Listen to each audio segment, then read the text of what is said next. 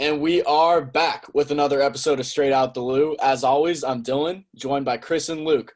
Today, we have some breaking news in the NBA as the Brooklyn Nets have acquired James Harden. They now have their own big three out there in Brooklyn. So today we'll be starting with an NBA segment highlighted by the new trio that has formed in Brooklyn. And then we will look towards the NFL playoffs divisional round where we will rank the final 8 teams. Then Luke will give you a preview on the NHL, and Chris will give you a little update on the Michigan Wolverines basketball team and Big Ten college hoops. All right, so big breaking news today. Obviously, it reverberated everywhere around the league. Everybody's heard of this by now, but James Harden is a Brooklyn Net. Nets gave up 4 first-round picks, Caris LeVert and Jared Allen, to obtain James Harden to pair him with Kyrie Irving and Kevin Durant and DeAndre Jordan. Luke, what is your initial reaction to this trade? What are the Nets doing? I think this is going to go down as one of the worst trades in NBA history. I think the Nets will not win a championship with these 3 guys. Yeah, I don't think I'd have to agree. I do not think they'll win a championship with these 3 guys. You'd think they would have learned after trading like 6 first-round picks for Paul Pierce, Kevin Garnett back in the day, that you don't trade 8 first-round picks for a player, and probably the 6th man of the year, and probably the best backup center in the league. So you lost your depth. I mean, they still have Shaman off the bench, sure, but you lost all your depth, which is, I feel like, the way you beat the Lakers, because you're not going to outstar them. I mean, I honestly don't even know if they're coming out of the East. I understand the star power, but just those 3 guys together, it's just we've seen it so many times in the NBA, and it just doesn't seem to work. For me it's the personalities, right? I mean, Obviously, you just have this news of Kyrie.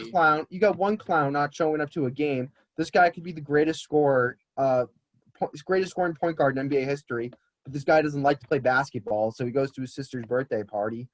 Just retire, dude. And then you got Harden, who eats more than me. Dude, stop. Dude, get on the treadmill, dude. You're gonna play for a real team.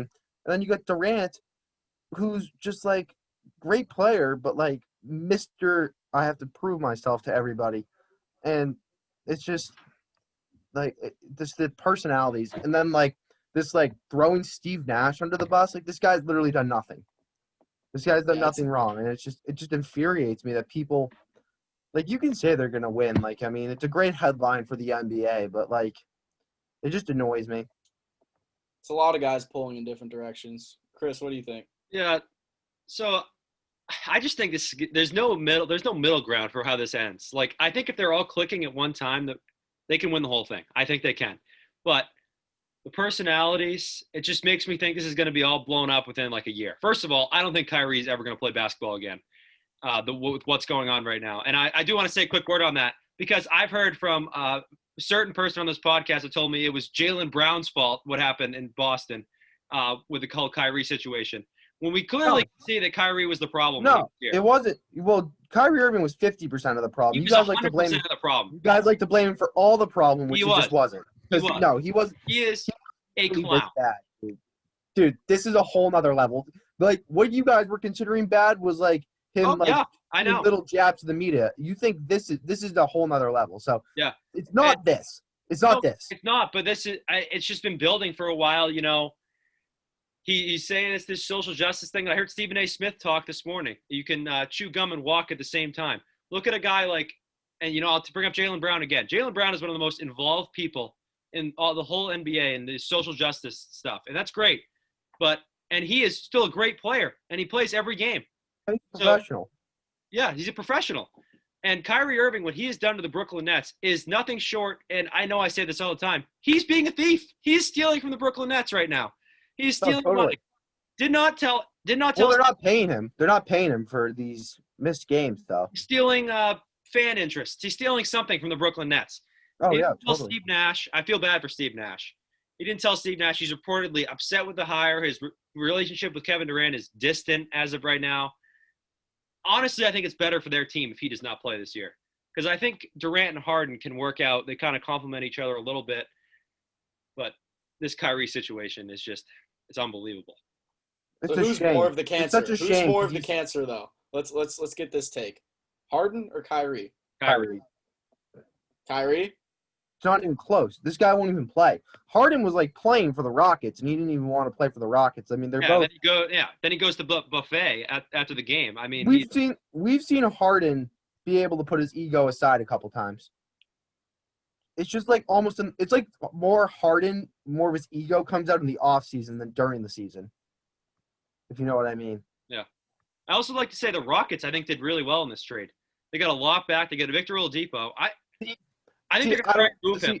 That's a good point. I don't know if I would have moved LeVert though. I think what they're going to try and do is move Oladipo to a contender because they get the top 3 pick if they get into a certain spot, and I think they really want to suck. That's what I think. They're going to try and move Oladipo. Of course. Yeah, that's a good team though they have. John Wall, Oladipo right now, yeah, they're a solid team with John Wall, Oladipo, that guy that's coming into the fold, that center, Christian Wood. Yeah.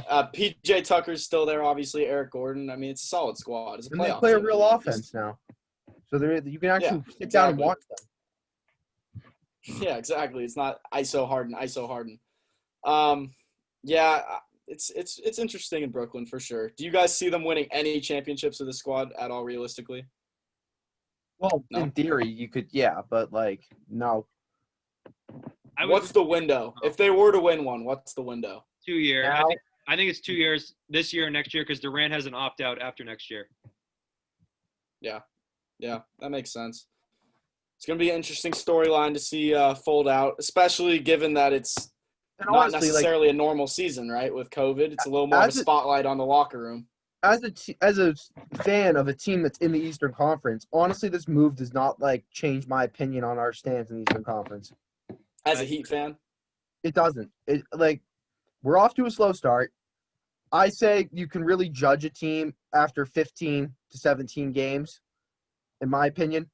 Butler's been in and out. Everybody's been in and out. We're an average team right now, but we know what our ceiling is. And honestly, them picking up Harden, I don't think it I mean, sure, they'd probably beat us in a series because they have more talent than us, but somebody else could definitely knock them out, like the Sixers, the Bucks. I think both those teams are better than them.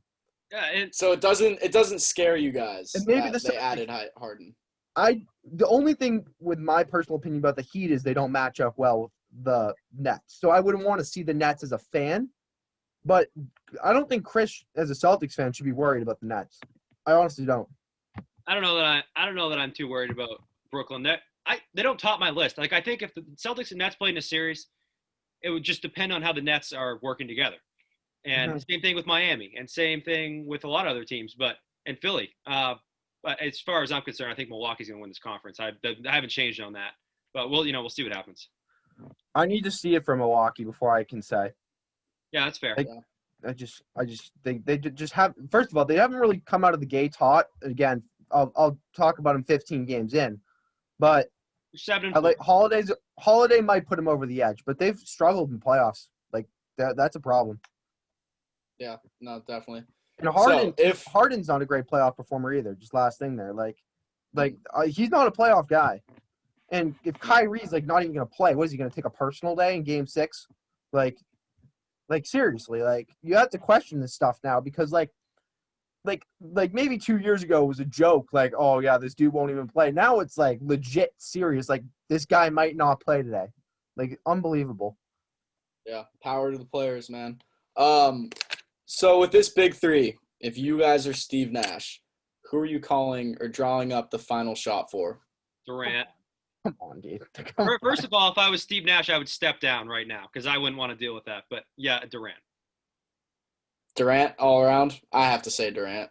I would say, give me this question 3 years ago and I'm saying Kyrie. But because this dude, he is so clutch. But now, dude, no. Just no. I don't want him having the ball in his hands at the end of the game. I'm not saying Durant's unclutch. I think they're both equal. But obviously, going into this year, I would have said whoever's got it going during the fourth, that's the last shot. That's the play you draw for him. Now it's just Durant, no brainer. Yeah. This guy's a clown. I mean, I'm on the same page as you, but I think it's pretty close. Yeah, it's definitely not Harden. No, I wouldn't go to Harden just because Unless you're going to stand Harden in the corner and then he gets a wide open look. I mean, yeah, but it's just a playoff resume. It's not there. You haven't seen the clutch yet. Yeah, interesting day in the NBA. and this is why I like the NHL more than the NBA, because this is ridiculous. People have the players own the league. There's no respect for Right. anybody. Like, there's nothing. Like The these NBA guys, is a like, joke. The NBA is a complete joke. there's no dignity. Like, Sidney Crosby's played for the Pittsburgh Penguins his whole career. They've sucked at points, and he's carried them to the playoffs, and he's dominated the playoffs, and they lose. And this is why I like the NHL, because they actually compete and they want to compete. These guys just want to form super teams, lollygag the regular season, make $30 million, and then maybe even try in the playoffs, ring chase, just get a ring, and then call it a career. Well, it's every other sport. It's not just the NHL. I mean, you can't do this in any other sport. You're just like, oh, I'm done. Nobody does that. Like, the players have way too much power. Oh, I agree. Because everything in their contracts is guaranteed. Like, it's all guaranteed money. I don't think it's a good product, the NBA right now. It's horrible. Nobody plays defense. Aside from No. a couple teams in the East, nobody plays defense.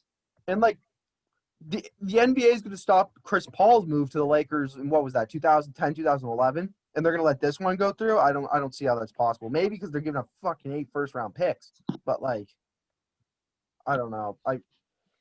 On paper, it makes the league lopsided. Don't you agree? Oh, Yeah. Definitely, no brainer. Yeah. Like, it's just annoying because I don't dislike the Warriors for, like, the Warriors signed Kevin Durant. Like, you can't get on the Warriors for making that move. The guy's one of the best players in the league. Like, why wouldn't they sign him? But it's like, at the time, it's like, okay, well, the Warriors going to win this year. They're going to win next year too. Like, you know what I mean? It's way too scripted. Who would have thought the Niners would have been in the Super Bowl last year? Yeah. Like, maybe Niners diehards, but you know what I mean? It's like, that's the stuff we like. I don't The like issue with the NBA is when you have players refusing to play, like Harden, Anthony Davis, stuff like that, to get traded. That's the problem. exactly. Like, that's where the power is And, like, way too much out of Yeah. balance. It's ridiculous, honestly. And And you know feel who for started guys. that whole trend? LeBron James. LeBron. LeBron James. Yep. With the decision. No, LeBron did start the trend, but here is my defense for LeBron on this. He never whined Shows about up a and team. plays. Every night he plays. Yes, he never whined. He didn't sit out. He didn't get out of shape to get traded. Like, oh, this guy's out of shape, can't play anymore. Like, he never did that. He played. He honored his contract. He didn't talk shit until after his contract was up. He did start it, but the extent it's gotten to now, like, you never see LeBron sit out a game. What did he play? 82 games his last year with the Cavs, right? He played every single game. Every night. Yeah, there was no malintent. There was no malintent during the decision and the precedent. It's ridiculous. And you feel for guys like Trae Young, these guys that are like superstars on these garbage teams. And they see this, and now they're going to be like, okay, 3 years from now, they're going to sign their contracts with their teams, obviously, because they can give them the most money. But then it's like, nope, no, I want to trade. Like, let me just sit out. Like, what a joke. Something has to be done. It is toxic. It's gross, and it, like you said, leaves an uneven playing field in the NBA. It's a lopsided league. Yeah. Well, I respect the Celtics a little bit more. All right. Because Anyways, as I look at it more, they keep Marcus Smart on the team. They keep their core guys, the guys the fans like, and it's a better product for the fans than bringing in James Harden. It just is. I get a headache talking about this NBA garbage for too long. Yeah. Let's move into the NFL playoffs. We got the divisional round coming up this weekend. Chris, big upset with the Browns and the Steelers. You have anything to say about that real quick? You did call that. That was a great pick on your part. Chris, what did you see out of the big Steel squad? Your AFC champs. No, I did say this to you guys. I would like to formally apologize for making that pick. That was an embarrassment to our show. If anybody stops watching because of that pick, I don't blame you. That was one of the worst picks of all time. That was embarrassing. I am embarrassed for myself and my family after that pick. But, the Browns, good win. The Steelers, I mean, what do you know? They're not prepared for a playoff game. No surprise there.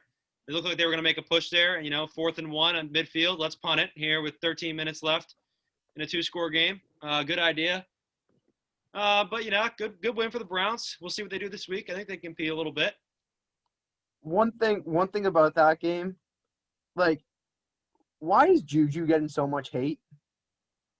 Like, this dude he's dancing, because he's doing TikTok dances when they're losing but like, just in the third quarter. But dude, he's not doing TikTok dances during the game, dude. Like, Yes, he was. Yes, he was. Did you see him do the TikTok dance pre-snap on the field? No, he did not, dude. Yes, he did. Dude, he did not do a TikTok dance.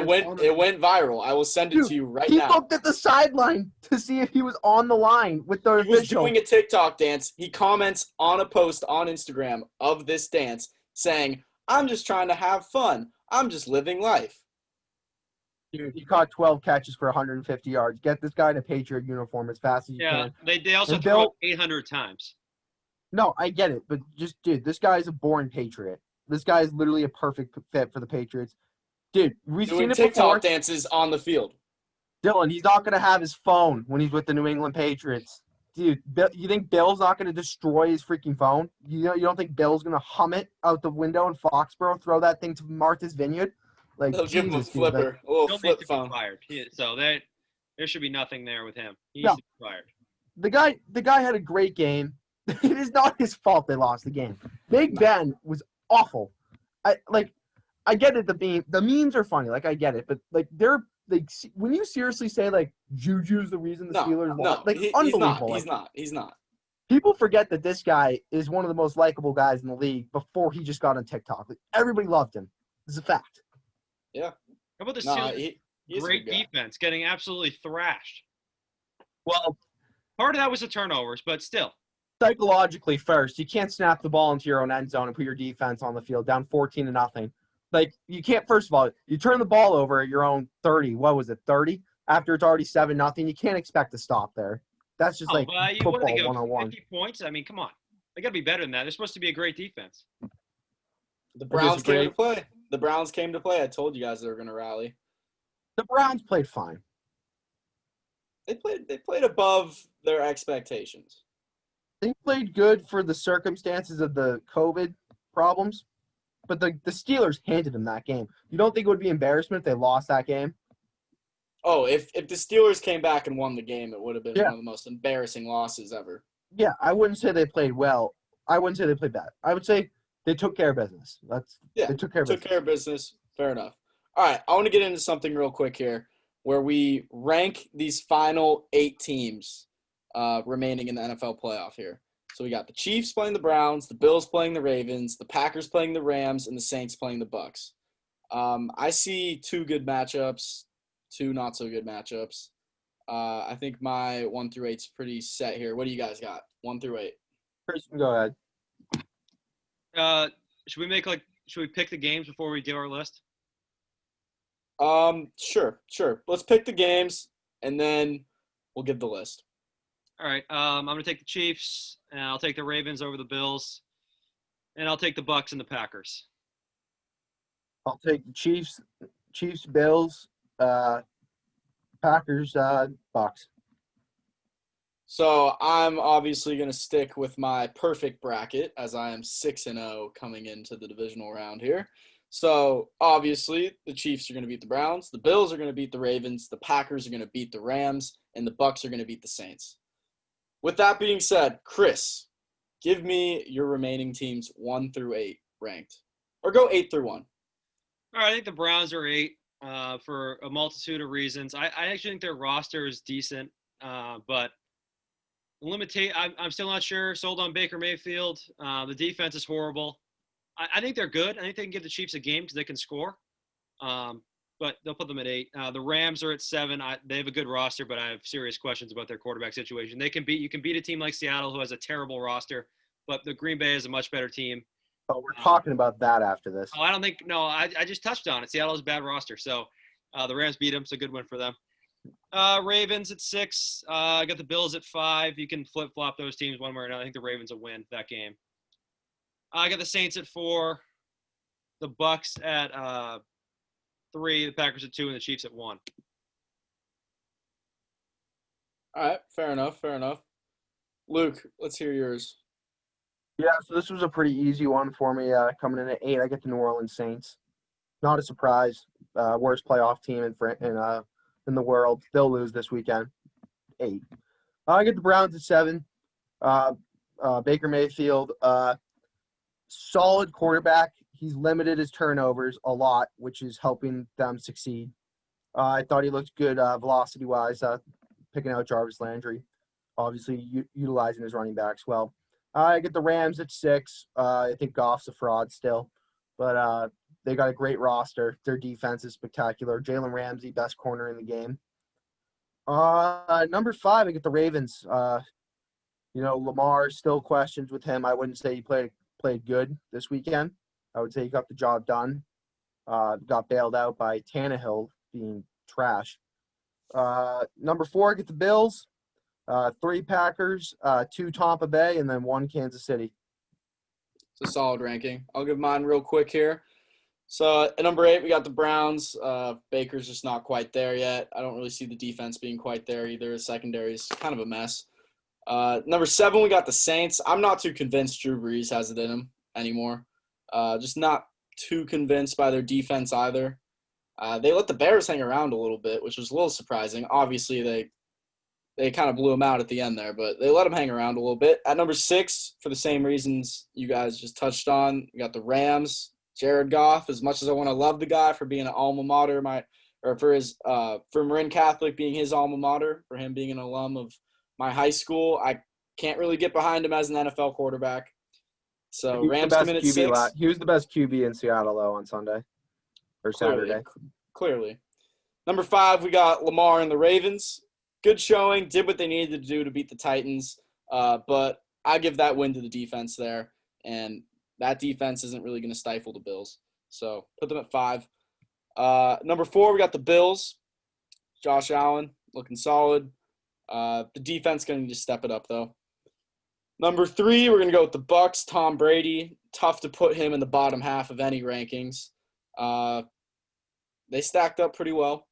We'll see how they do this weekend against the bane of their existence, the Saints.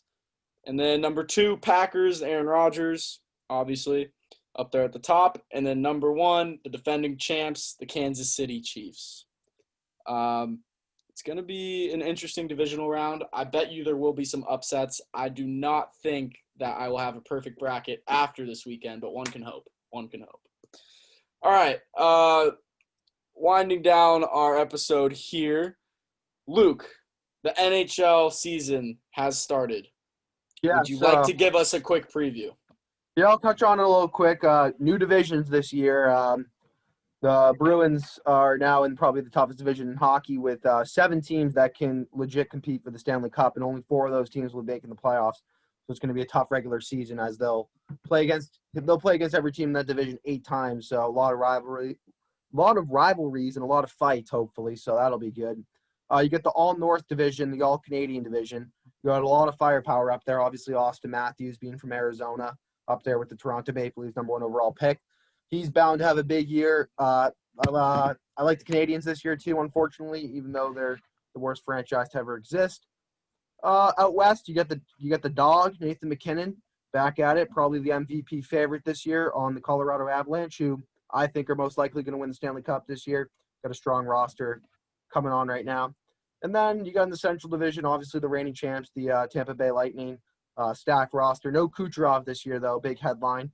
So we'll have to see what happens.